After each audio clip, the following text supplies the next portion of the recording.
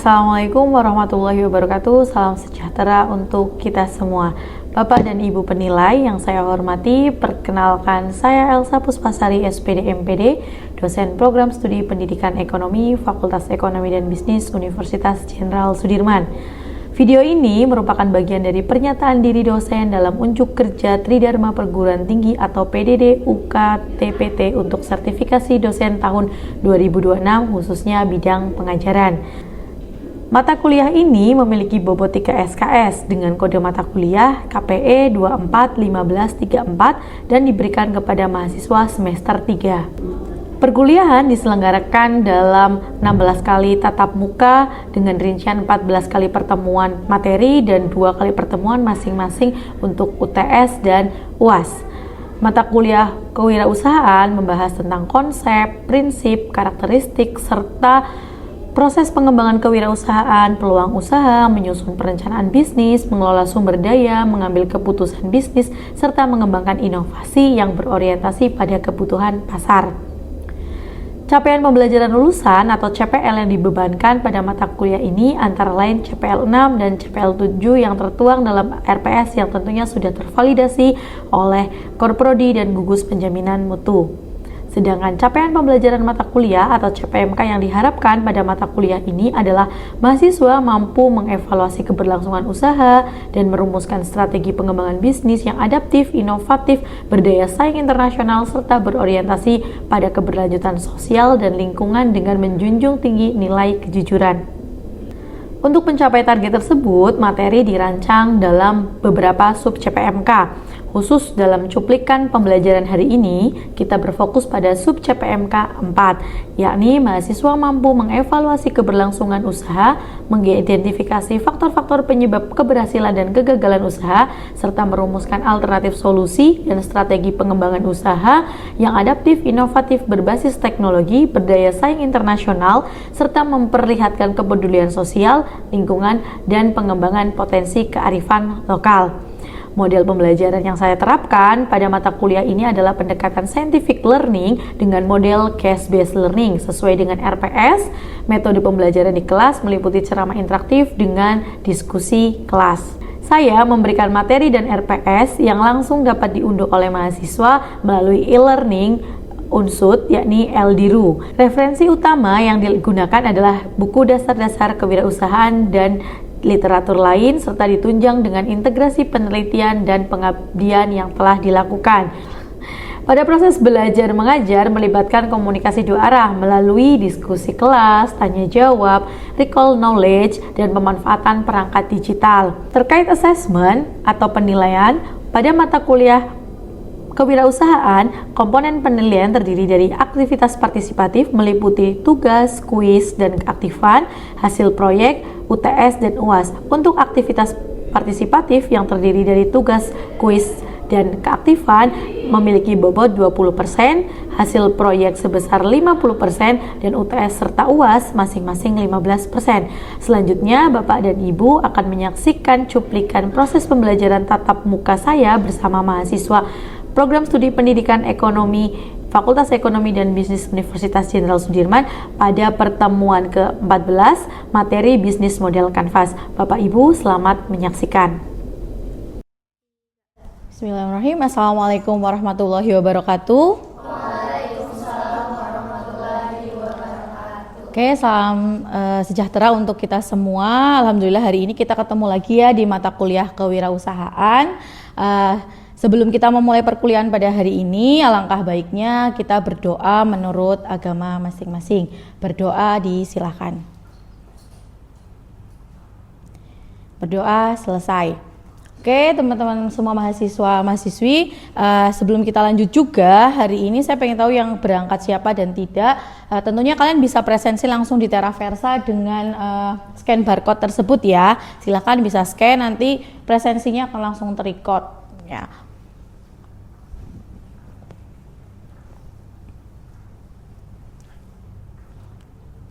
Oke, baik, terima kasih sudah presensi lewat Teraversa. Nanti akan saya cek. Bagi yang terlambat hadir, nanti konsekuensinya sesuai dengan yang ada di kontrak kuliah ya. Yang terlambat tidak berhak untuk presensi. Oke, Untuk pembelajaran kita hari ini, kita akan belajar tentang bisnis model kanvas. Tentunya yang sebelumnya kita juga sudah mempelajari materi-materi lain, tapi sebelum itu biar kita makin semangat, saya akan sedikit memberikan motivasi bahwa seberat apapun hari kalian di hari ini, kalian harus tetap semangat dan tetap giat belajar, karena dengan belajar kalian punya satu investasi besar, yaitu pendidikan yang bisa mengangkat derajat hidup kalian, mengangkat keluarga, dan bisa meningkatkan kualitas diri kalian. Jadi tetap semangat ya. Oke, baiklah teman-teman semua, mahasiswa-mahasiswiku sekalian, hari ini seperti yang saya sampaikan, kita akan belajar tentang BMC, Business Model Canvas. Tapi sebelumnya ada yang masih ingat gak materi kita minggu lalu? Minggu lalu kita belajar tentang perencanaan bisnis ya. Ada yang masih ingat perencanaan bisnis? Mungkin Mas Eka masih ingat perencanaan bisnis itu apa ya yang kemarin kita sudah sudah pelajari bersama tentunya. Silakan Mas Eka. Yang minggu kemarin ya? Iya. Yang minggu kemarin ingat saya kita membahas mengenai bagaimana sebuah bisnis itu bisa dijalankan gitu dari awal, dari fundamentalnya seperti apa. Oke, betul sekali. Jadi perencanaan bisnis itu untuk membangun sebuah usaha itu kita punya banyak tahapan ya. Nah, salah satunya dituangkan dalam perencanaan bisnis. Nah, materi hari ini ada kaitannya nih dengan perencanaan bisnis ya, namanya bisnis model kanvas. Ada yang udah belajar kemarin? Ike, udah belajar belum? Atau udah pernah dengar namanya? Pernah dengar namanya Ibu, tapi belum mendalam. Belum mendalami. Oke, sebelum kita lanjut, saya pengen tahu bagaimana pengetahuan kalian ya. Kita pretest dulu ya. Silahkan bisa menuju menti.com untuk mengisi pretest kita pada hari ini. Silahkan teman-teman mahasiswa sesuai dari barcode dan kode tersebut. Sudah semuanya?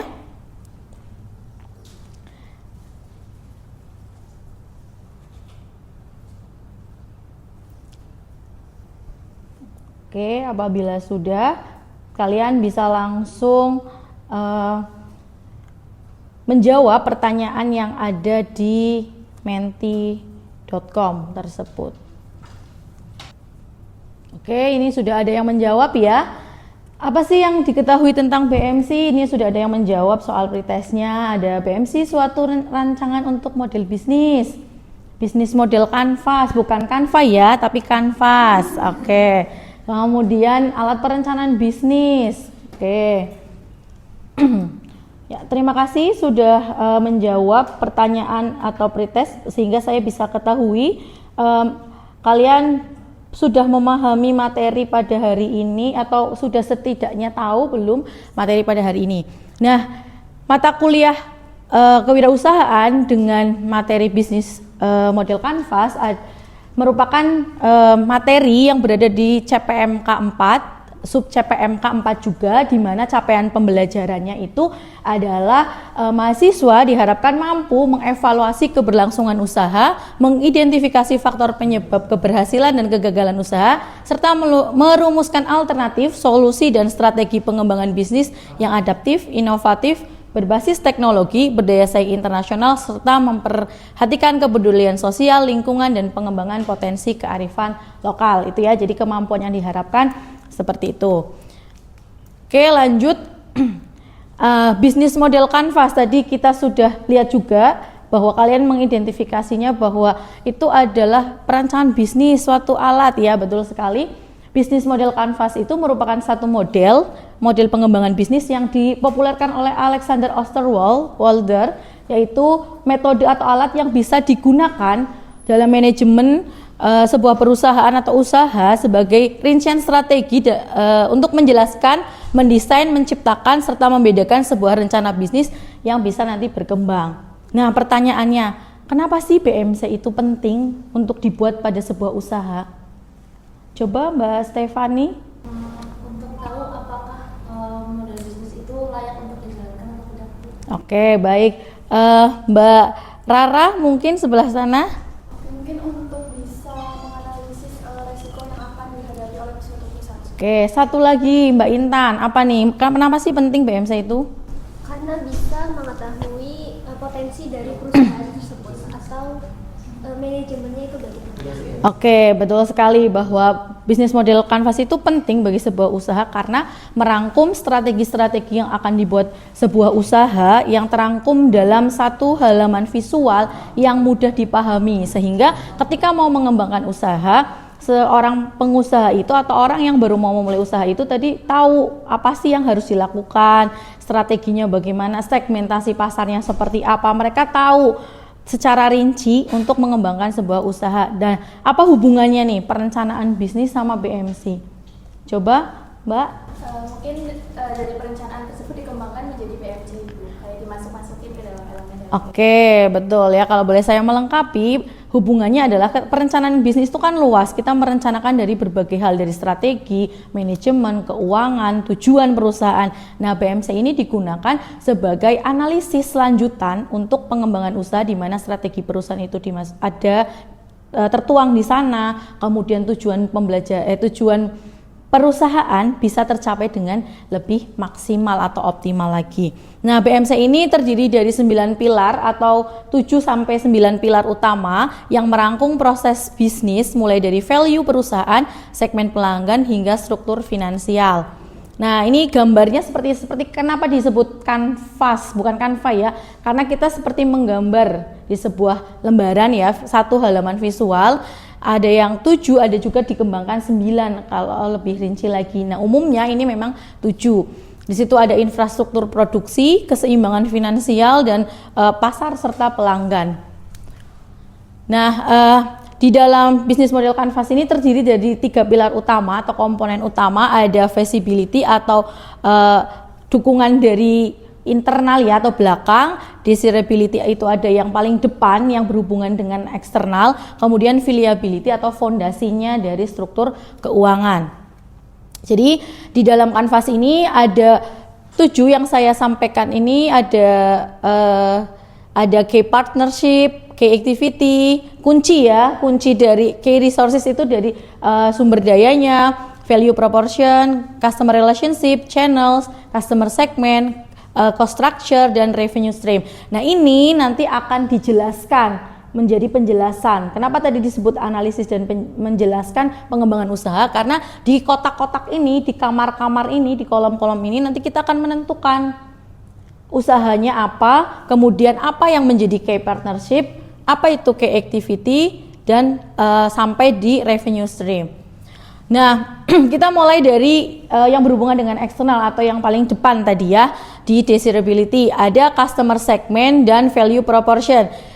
Customer segment ini nanti membahas, atau kolom customer segment ini membahas siapa sih pelanggan kita. Jadi jelas usahanya apa, kira-kira produk kita itu yang mau beli siapa pelanggannya, terus karakteristiknya mereka itu apa, terus misalnya lebih spesifik lagi usianya dari rentang berapa sampai rentang berapa, sehingga usaha yang akan kita jalankan itu bisa sesuai tepat sasaran. Misalnya usaha dimsum yang lagi viral ya, dimsum mentai. Ketika kita mau bangun bisnis dimsum mentai, kita itu harus tahu produk kita itu yang mau beli itu siapa, kalangan ibu-ibu aja apa semua kalangan itu masuk, terus dari usia berapa sampai berapa. Jadi ketika nanti mau lanjut kita mau memikirkan promosinya bagaimana, itu bisa sesuai gitu ya.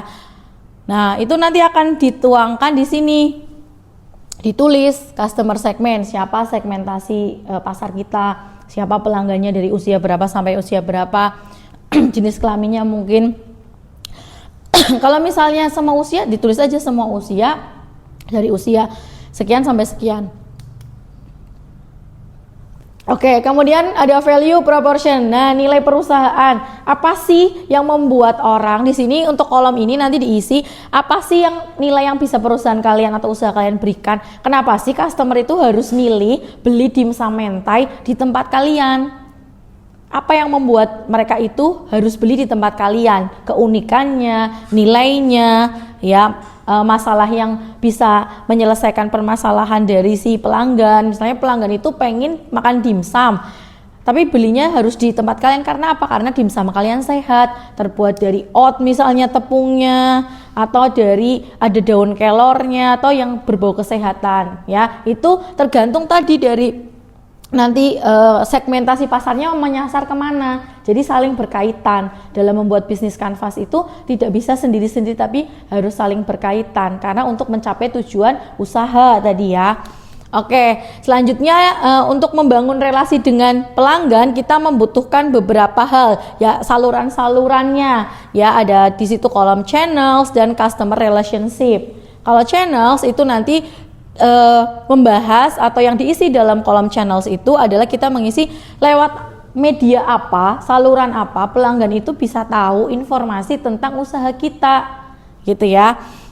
Kemudian cara menjangkaunya seperti apa gitu. Kemudian kalau customer relationship itu lanjutan dari channel setelah kita tahu salurannya, terus bagaimana kita nge-treatment pelanggan, bagaimana cara kita mempertahankan pelanggan.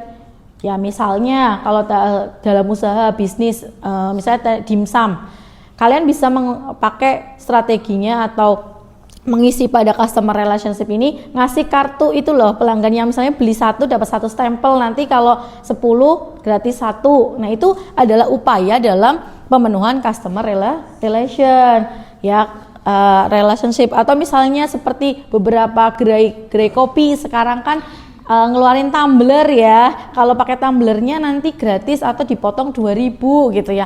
Itu kan sebuah upaya. Atau ngasih ucapan selamat ulang tahun kepada para pelanggannya, itu bagian dari customer relationship. Komponen yang tidak kalah penting adalah finansial ya, dimana di finansial ini nanti kita akan bisa mengetahui sumber pendapatan usaha kita itu dari mana saja ya, apakah dari hanya dimsumnya tadi atau dari saus-saus yang dijual terpisah gitu. Kalau kita melihat di usaha lain, misalnya contohnya itu di tadi usaha kopi ya, selain jual kopinya mereka jual tumblernya. Itu kan berarti sumber pendapatannya tidak hanya satu ya. Dari merchandise yang mereka jual juga bisa gitu ya. Kemudian ada cost structure atau struktur biayanya. Biaya apa saja yang akan dikeluarkan terkait dengan kegiatan usaha kita, baik itu produksi, promosi maupun operasional yang lainnya. Jadi harus terekam. Kita membeli kresek pun, memberikan kresek ke pelanggan itu juga harus dihitung. Nah ini kekurangan kita, kebanyakan usaha itu seperti itu. Jadi ngasih kresek itu ya nggak dihitung. Akhirnya ya bisa mengurangi keuntungan. Nah dari ke 7 sampai 9 komponen atau elemen dalam bisnis model kanvas itu nanti dituliskan di sini ya. Jadi contohnya ini adalah kanvas yang masih putih bersih ya. Nanti bisa diisikan sesuai kebutuhan dari usaha, mau dikembangkan seperti apa. Dengan BMC ini maka sebuah usaha itu bisa terarah, lebih terarah, tahu saya mau pakai strateginya seperti apa untuk menjangkau customer, cara promosinya bagaimana, itu jelas. Tapi ketika kita belum membuat seperti ini, itu masih hanya di bayangan tulisan ya, jadi tidak bisa divisualisasikan dan tidak mudah dipahami. Kalau seperti ini bisa memudahkan untuk dipahami bersama. Oke, teman-teman semua, mahasiswa-mahasiswa semua, apakah ada pertanyaan dari penjelasan yang sudah saya sampaikan? Silahkan bertanya. Oke, silakan Mbak. Saya mau bertanya dulu tentang yang finansial ini. Iya, baik. Kalau misalnya revenue stream sama cost structure-nya itu ternyata di BMC tidak seimbang, itu nanti berpengaruhnya di mana? Oke, tentunya berpengaruh terhadap keuntungan dan keberlangsungan usaha ya. Jadi kalau kita mau membuat perencanaan, revenue stream itu harus lebih tinggi dari pengeluaran.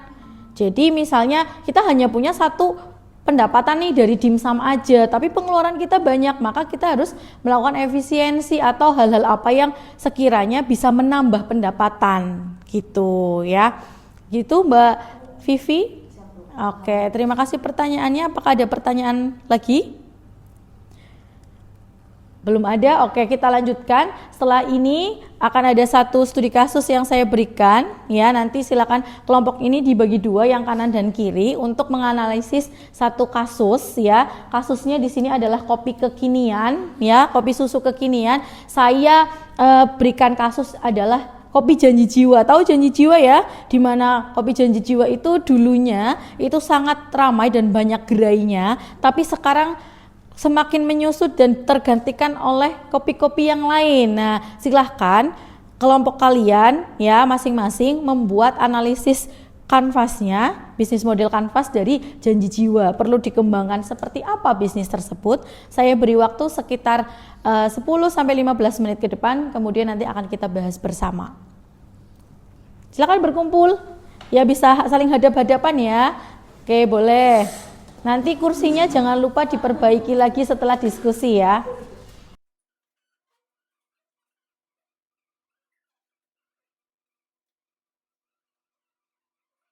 Ya, oke, waktunya sudah habis ya. Sudah apa belum? Sudah ya. Oke, Mas Eka kayaknya semangat banget ini. Oke.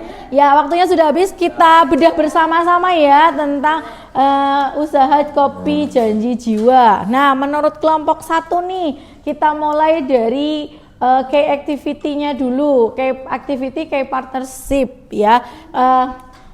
Saya tampilkan yang ini aja dulu ya. Menurut kelompok kalian, dari analisis yang sudah dilakukan untuk Kopi Janji Jiwa, apa sih yang dilakukan di 3 komponen ini, key activity, key resources, dan key partnership untuk mengembangkan usaha itu? Ya, coba salah satunya Mbak Zahra mungkin. Untuk Kopi Janji Jiwa yang key partnership itu sasarannya untuk anak-anak muda, remaja gitu, dari usia 15 tahun sampai 25 tahun kurang lebih. Terus untuk kayak activities itu mungkin bisa dilanjut dari Oke, kalau untuk kayak aktivitasnya mungkin dari Kopi Janji Jiwa itu nggak cuma menyajikan untuk kopinya, terus bisa juga diberikan kayak loyalty untuk para pelanggannya begitu Bu. Misalnya dari birthday treat yang tadi Ibu sudah jelaskan, terus juga bisa membangun dari dimensi-dimensi lain yang bisa dijualkan. Oke, terima kasih. Tepuk tangan dulu untuk kelompok 1. Iya, betul sekali ya. Tentunya Kopi Janji Jiwa harus makin mengkerucutkan ya, harus makin mendeteksi mana-mana partnership yang harus mereka jalin ya, kayak menjalin kolaborasi dengan artis atau yang lainnya gitu ya. Oke, kemudian selanjutnya di kelompok 2 silahkan bisa menganalisis atau memberikan memaparkan hasil diskusinya mengenai customer segment, channels, value proportion. Silahkan Mbak Ike. Dari customer segmentsnya ya Bu, kan kopi itu identik dengan konsumsi yang biasa dikonsumsi oleh kalangan orang-orang yang lebih tua. Nah, kalau misalkan Kopi Janji Jiwa ini bisa memfokuskan juga untuk kalangan di umur Gen Z, mungkin bisa ditambahkan dengan kolaborasi melalui yang tadi ditambahkan, tapi juga diperluas dengan tren-tren kekinian. Contohnya kayak photo box di dalam satu coffee shop itu kan bisa memperluas jaringan pasar Gen Z juga. Terus kalau misalkan di kalangan generasi yang lebih tua, misalnya Y atau generasi X, mereka bisa pemasarannya itu melalui diskon, karena biasanya generasi X sama Y itu lebih suka diskon daripada pemasaran yang cenderung lebih ke kayak tadi senang-senang, misalnya photo box tadi. Oke, terima kasih. Tepuk tangan untuk kelompok 2. Luar biasa ya 2 kelompok ini, luar biasa sekali sudah bisa memaparkan hasil diskusinya. Betul sekali bahwa Kopi Janji Jiwa itu juga harus mulai berbenah dengan mulai mengidentifikasi segmentasi pasar mereka, karena tidak hanya untuk kopi yang untuk orang tua saja, tapi untuk anak muda yang lebih segar lagi, banyak varian-varian baru mengikuti seleranya, kemudian channelsnya ya. Mereka harus lebih tadi ya dari diskusi kelompok 2 itu banyakin promo gitu ya, apalagi di marketplace yang ada gitu ya, misalnya kayak promo TikTok ya yang sedang booming, karena itu juga bisa mendatangkan banyak pelanggan baru gitu ya. Oke, terima kasih diskusi kalian sangat luar biasa ya. Nah, BMC ini sekali lagi saya sampaikan bahwa penting ya untuk bekal kalian nanti ketika mau memulai usaha. Jadi membuat BMC itu harus sedetail mungkin, disesuaikan dengan kebutuhan usahanya. Baiklah, materi kali ini sudah saya sampaikan ya, materi BMC sudah tersampaikan. Nah, sebelum kita menutup perkuliahan pada siang hari ini, apa sih yang kalian atau kesimpulan dari materi ini bisa diwakili oleh salah satu mahasiswa untuk menyimpulkan materi? Silakan Mbak Ike. Mungkin karena kemarin kita belajar perencanaan bisnis, pastinya kita juga melewati tahapan analisis SWOT. Nah, ternyata saya juga jadi tahu bahwa selain ada kekurangan, kelebihan, dan ancaman, kita juga perlu mengkelas-kelaskannya mulai dari detail yang kecil, yaitu key resource, terus ada partnership, kemudian channels, sampai dengan cost structure dan revenue streams. Oke, terima kasih Mbak Ike sudah menyimpulkan pembelajaran kita hari ini mengenai BMC. BMC adalah bisnis model kanvas, di mana BMC itu merupakan rangkuman dari strategi-strategi yang dikembangkan untuk sebuah usaha yang tervisualisasikan dalam satu halaman yang mudah dipahami, di mana di sana banyak detail-detail pengembangan usaha yang bisa dilakukan. Oke, silahkan nanti untuk tugas perkuliahan hari ini kalian silahkan bisa mengakses LDiru ya. Untuk tugas sudah saya share atau sudah saya upload di LDiru. Nanti di sana ada instruksi tugasnya, di-download, kemudian pengumpulan tugas ada pada LDiru. Terakhir tanggal 10 pukul 23.59. Bagi yang terlambat akan ada pengurangan nilai ya. Jadi dimanfaatkan waktunya dengan baik untuk pengumpulan tugas. Baiklah, mahasiswa-mahasiswaku semua, kita sudah di penghujung perkuliahan, tapi tentunya kita akan bertemu lagi di minggu depan untuk membahas materi kewirausahaan yang lain di pertemuan berikutnya. Untuk pertemuan hari ini saya cukupkan. Terima kasih untuk kehadirannya yang hari ini datang, yang belum hadir, yang sedang sakit, semoga diberi kesembuhan dan bisa bergabung di perkuliahan kita ke depannya. Saya tutup untuk perkuliahan pada hari ini. Assalamualaikum warahmatullahi wabarakatuh. Oke, terima kasih semuanya. Oke. Bapak dan Ibu penilai yang saya hormati, demikianlah cuplikan proses pembelajaran saya pada mata kuliah kewirausahaan. Besar harapan saya, video ini dapat menjadi bahan pertimbangan baik dalam proses pengajuan sertifikasi dosen tahun 2026. Semoga video ini bermanfaat dan menjadi kontribusi baik bagi peningkatan kualitas pendidikan di Indonesia. Mohon maaf apabila banyak kesalahan dari saya dan kekurangan dari saya. Semoga dapat diterima. Terima kasih. Assalamualaikum warahmatullahi wabarakatuh.